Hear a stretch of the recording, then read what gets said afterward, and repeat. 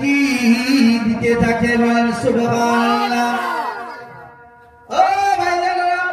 তৃতীয় নম্বর রাসূলুল্লাহ যেটা বললেন আওয়াজিব সালিহু ইয়াদউলাহু,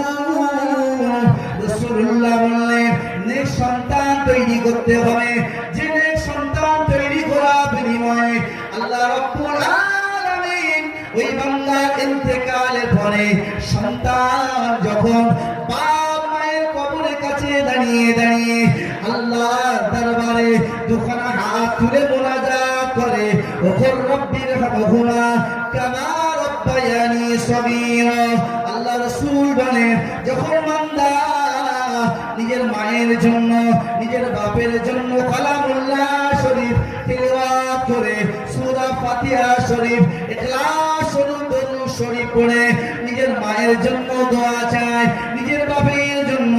কবরের পাশে দাঁড়িয়ে দাঁড়িয়ে কাঁদে, এই ব্যক্তির নামায় আমলে আল্লাহ রাব্বুল আলামিন জীবনে গুনাহ খাতা মাফ করে দিয়ে সন্তানের হাত তোলা বিনিময় আল্লাহ পাক কবরটাকে গোলাপ ফুলের বাগান বানিয়ে দেয়। সন্তান নেক সন্তান, বাবা মা যত দোয়া করবে সন্তান, আর পিতা মাতা সন্তানের জন্য